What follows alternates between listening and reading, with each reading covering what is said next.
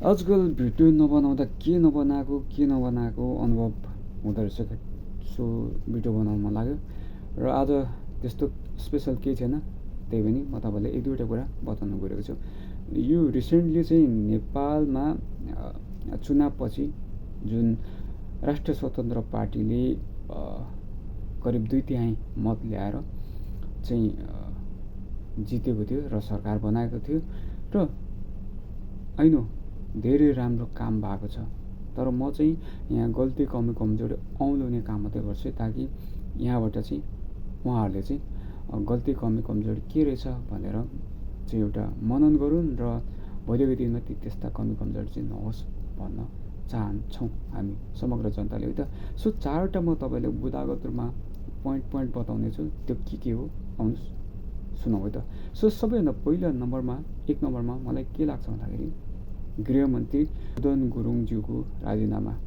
अब यहाँनिर सम्पत्ति छानबिन सबैको भएको थियो है, तर किन गृहमन्त्री मात्रै चाहिँ पदबाट इस्तिफा दिनुभयो, यानि कि राजीनामा दिनुभयो त भन्दाखेरि यो पनि राष्ट्रिय स्वतन्त्र पार्टीको मिलिमतमा सल्लाहमा भएको हो। त्यसै चाहिँ गृहमन्त्री सुदन गुरुङजीले राजीनामा दिनुभएको होइन है। उहाँ त्यहाँ बिच केही सल्लाह भएको थियो, त्यस अनुरूप चाहिँ गृहमन्त्रीले यो राजीनामा दिनुभएको थियो। र यहाँ सबैभन्दा पहिलो गल्ती भएको छ कि गृहमन्त्री सुदन गुरुङलाई चाहिँ नेपालको चाहिँ एकदमै प्रतिष्ठित चाहिँ तपाईँको जिम्मेवारी पदबाट चाहिँ उहाँलाई निकालियो।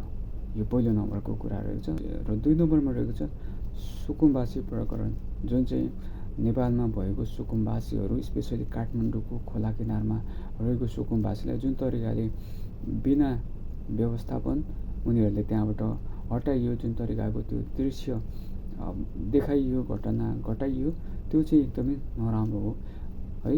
यो चाहिँ हो। दोस्रो नम्बरमा पनि चाहिँ तेस्रो नम्बरमा चाहिँ रहेको छ रिसेन्टली जुन बजेट भाषण चाहिँ गरिबीहरूको लागि कुनै पनि हितमा थिएन है, सबै उच्च स्तरको हुने खाने वर्गहरूको लागि मात्रै बनाइएको थियो। यो तेस्रो नम्बरमा रहेको छ। र चौथो अन्तिम नम्बरमा रहेको छ रिसेन्टली संसदीय सभाको प्रश्नोत्तर कार्यक्रममा चाहिँ बालन प्रधानमन्त्रीले नेपालले पनि इन्डियाको भूभाग मिचेको छ भनेर चाहिँ यो 4वटा चाहिँ तपाईँले नेपालको अहिलेको चाहिँ सरकारले गरेको कमी कमजोरीहरू हुन्।